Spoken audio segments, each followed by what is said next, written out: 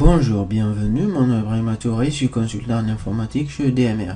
Dans cette vidéo s'inscrivant dans le cadre de nos séries de vidéos sur la technologie WPF de Microsoft, nous allons présenter la leçon intitulée Contrôle utilisateur, ressources dans le chapitre Contrôle utilisateur.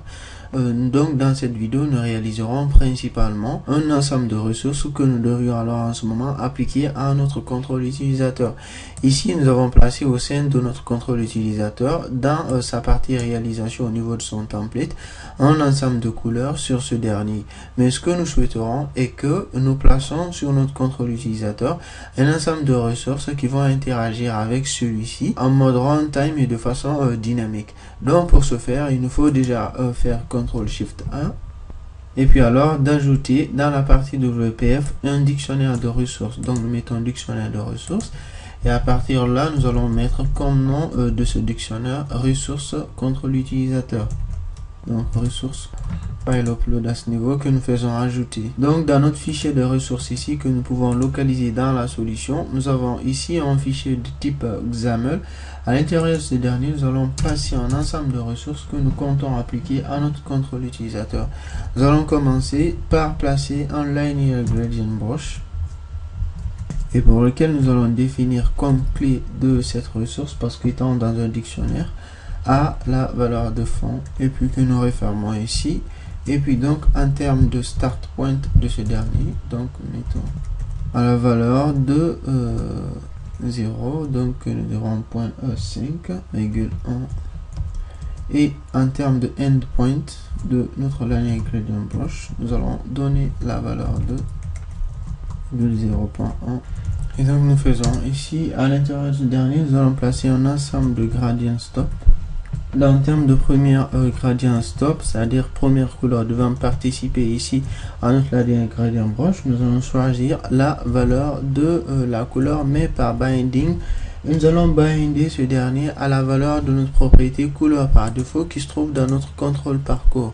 L'on se rappelle qu'on avait placé un ensemble de propriétés de dépendance dont nous avions une propriété ici qui était une propriété de type couleur et qu'on avait nommé couleur par défaut. Donc nous revenons dans notre ressource ici, alors nous dirons que ce dernier en termes de couleur est lié à ce dernier. Et donc en fonction de la couleur que l'utilisateur va affecter sur le contrôle dans notre fenêtre principale, cette couleur va passer par la propriété, va affecter cette ressource ici. Donc nous faisons en termes d'offset de ce dernier à la valeur de 0 et puis nous refermons ce gradient stop et puis pour la suite allons placer un second gradient stop et donc qui pour en termes de couleur va avoir la valeur de transparent et en termes d'offset va avoir la valeur de 1 et puis par la suite que nous refermons ici. Donc ayant placé cette première ressource, nous allons placer une seconde ressource qui va être une ressource ici de type style. En termes de clé de cette ressource, donc nous mettrons xkey. Nous dirons la valeur de watermark si l'on se souvient bien. Alors ici à ce niveau, style. Et puis pour la suite, nous allons baser ce style là. Donc nous dirons base down. Alors nous le basons alors en termes d'éléments sur un élément du type textbox. C'est-à-dire ici, ce que nous voulons faire est tout simplement de récupérer l'ensemble des styles se trouvant sur le contrôle textbox. Et après, nous allons alors appliquer d'autres styles spécifiques à ce style-ci, mais préalablement, nous récupérons tout le style se trouvant sur l'élément textbox. Donc, nous précisons ici xtype. Et pour ce qui est du target type, c'est-à-dire les éléments sur lesquels ce style va s'appliquer, nous marquerons simplement la valeur de xtype, donc nous n'avons pas forcément besoin de ça. Donc nous précisons alors que nous voulons qu'il s'applique sur les éléments de type textbox. Donc nous refermons ce style et en termes de setter, nous allons préciser la propriété setter de notre style qui va être l'élément template, parce que l'élément sur lequel il va s'appliquer en termes de contrôle aura une propriété qui s'appelle template. Et puis pour la suite, en termes de valeur alors, donc nous mettrons notre élément setter, point value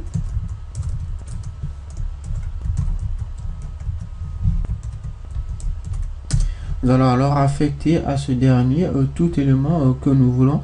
Alors ici, puisque nous voulons affecter la propriété template de l'élément sur lequel nous voulons que notre style soit appliqué, alors en ce moment, nous devons préciser une instance de la classe controlTemplate. Donc à ce niveau, nous avons controlTemplate. Et en termes de target type de ce dernier, nous souhaitons à ce que ce template là s'applique sur les éléments de type textbox. Donc mettons textbox ici, et puis voilà, à l'intérieur de ce dernier nous allons préciser un ensemble de contrôles que nous souhaitons alors avoir comme template.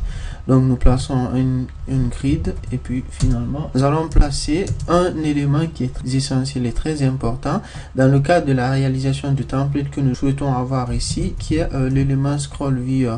Et en termes de scroll viewer, l'aspect le plus important ici est le xname que nous allons donner à ce dernier, que nous allons écrire alors spécifiquement comme ça, part, et puis pour lequel nous allons rajouter la valeur de content host. Ce nom a une signification pour le template par défaut auquel ce template là est relié dans le template du contrôle utilisateur.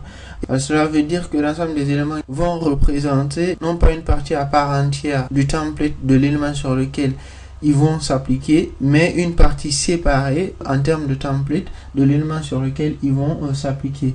Donc après, nous mettons le snap to device pixel ici en termes de propriété, pour lequel nous allons alors en ce moment faire un template binding, qui est une liaison spéciale utilisée dans les templates, et nous allons préciser le snap to device pixel. Donc le snap to device pixel qui va recevoir à partir du contrôle auquel le template est appliqué va s'appliquer sur le snap to device pixel de notre scroll viewer ici à ce niveau. Donc nous référons ceci, et puis par la suite nous allons placer un text block. Nous allons donner à ce dernier un nom que nous souhaitons ici. Donc nous mettrons simplement peut-être text block ou mon text block.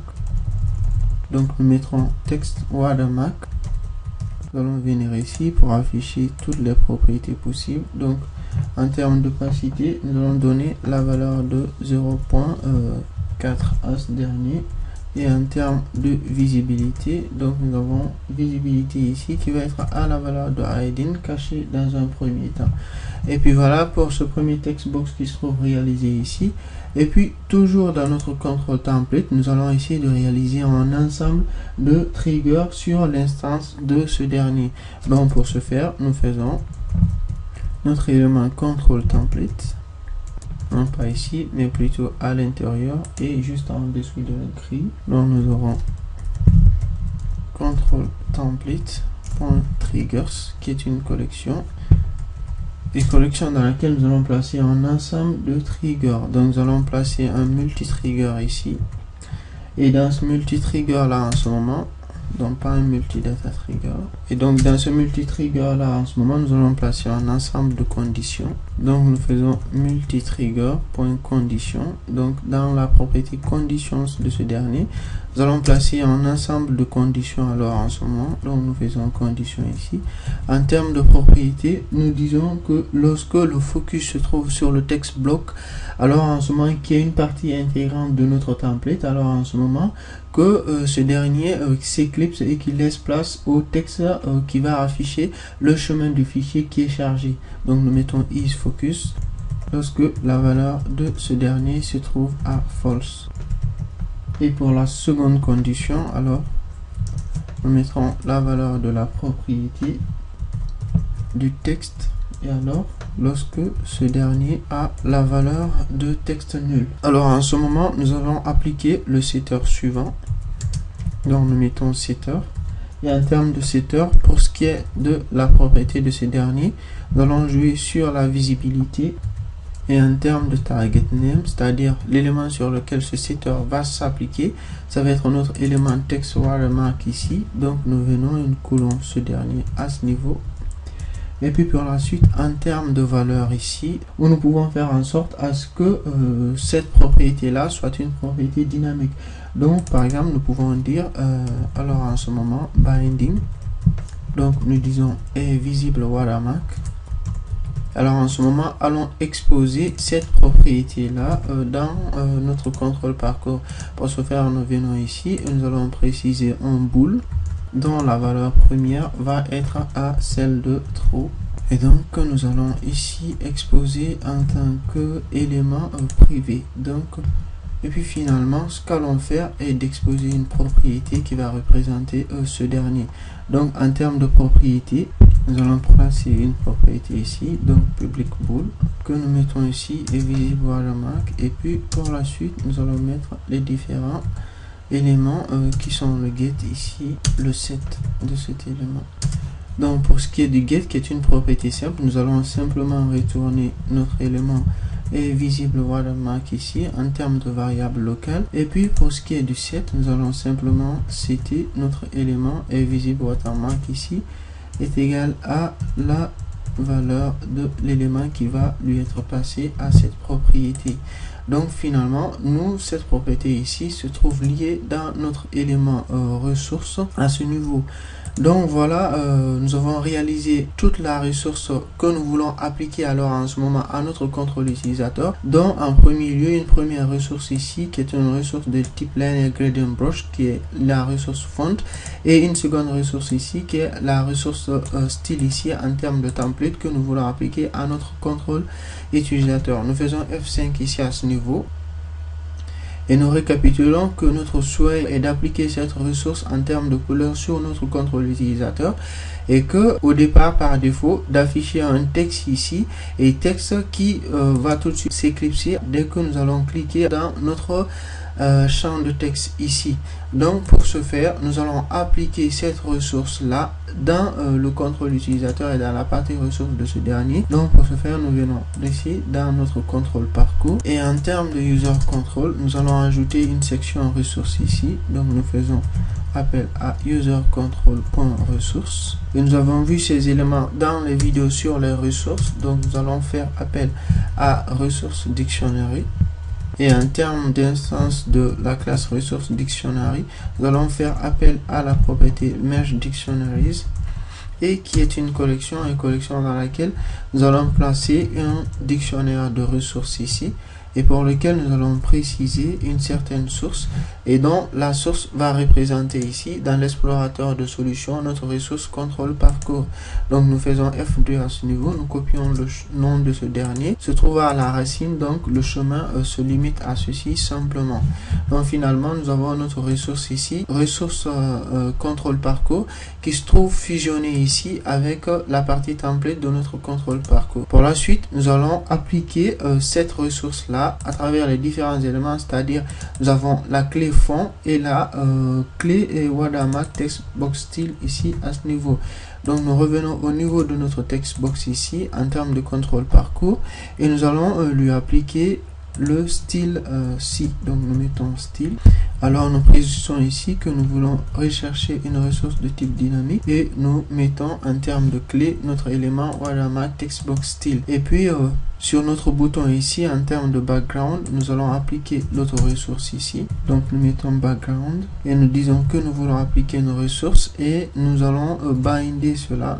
Nous allons faire appel à dynamic ressource et nous allons dire qu'en termes de clé de ressources, nous voulons lui appliquer la ressource fond. Donc nous enlevons le premier background ici qui était par défaut, qui était un background statique qui était Alice Blue. Nous copions tout cela et donc ceci et nous venons au niveau de notre rectangle pour placer la même chose, à la seule différence que le rectangle n'a pas la propriété background mais plutôt la propriété fill en termes de couleur de remplissage.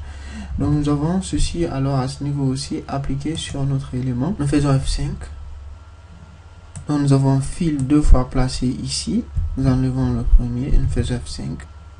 Et donc nous avons notre contrôle parcours ici sur lequel il paraît qu'il n'y a d'aucune couleur d'appliquer dessus, ce qui veut dire que soit nous avons loupé une phase ou que nous n'avons pas terminé la réalisation de l'application de notre ressource sur notre contrôle utilisateur. Pour ce faire, nous revenons dans la partie de l'instance du contrôle utilisateur se nous trouvant dans notre fenêtre main window ici et allons préciser spécifiquement l'ensemble de couleurs que nous avons déjà défini à travers les propriétés des dépendants sur ce dernier. Donc en termes de couleur par défaut, l'on se rappelle que nous avions cette propriété, nous allons choisir la valeur de Alice Blue par exemple, et en termes de couleur, état OK, nous allons choisir la valeur par exemple de green, et en termes de couleur état erreur, nous allons choisir la valeur de red.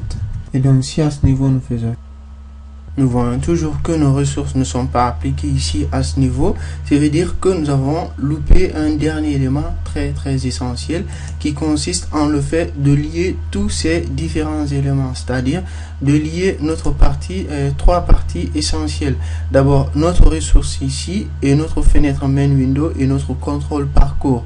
Et donc pour ce faire, il nous faut venir dans notre contrôle parcours ici et au niveau du constructeur ici à ce niveau, de dire que nous voulons lier tout ceci, c'est-à-dire le contexte de données de notre fenêtre, de notre contrôle utilisateur, va être la classe C. Donc en termes de data context, nous avons ceci.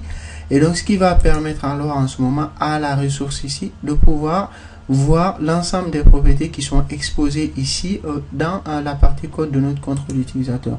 En ce moment, lorsque nous faisons F5, nous voyons donc notre couleur d'appliquer ici à ce niveau en termes de couleur par défaut. Donc à ce niveau, nous fermons cela et nous pouvons revenir toujours dans notre fenêtre main window ici et appliquer un certain texte à ce dernier ou en termes de nom de fichier. Donc nous avons watermark. En termes de texte, nous allons mettre chemin fichier et OK, nous sommes censés voir le chemin ici. Donc nous revenons dans notre ressource ici à ce niveau. Alors, nous n'avons pas lié le texte de ce dernier. Donc pour le text box, nous allons mettre la valeur de la propriété texte. En termes de texte de ce dernier, nous allons binder ce dernier à la valeur de la propriété watermark que nous avons ici. Donc qui se trouve aussi dans notre contrôle parcours à ce niveau. Donc la propriété watermark et donc qui se trouve là. Donc en termes de watermark ici, donc nous allons revenir toujours dans notre ressource ici et allons placer alors en termes de clé de ressources. Nous allons mettre en termes de path de ce dernier la valeur de watermark ici à ce niveau et nous allons mettre la valeur de text wrapping de cet élément à wrap. Et puis finalement nous faisons F5 et voilà. Donc nous avons notre élément ici, nous avons la valeur chemin fichier. Lorsque nous cliquons dessus, nous avons la valeur chemin fichier qui quitte et lorsque le curseur quitte ce dernier, nous avons cet élément qui réapparaît ici. Donc voici globalement comment placer un ensemble de ressources dans notre projet contrôle utilisateur et appliquer ces ressources là sur notre contrôle utilisateur. Merci d'avoir suivi cette vidéo sur le contrôle utilisateur. Je vous donne assez rapidement rendez-vous dans la prochaine vidéo. Au revoir et à bientôt.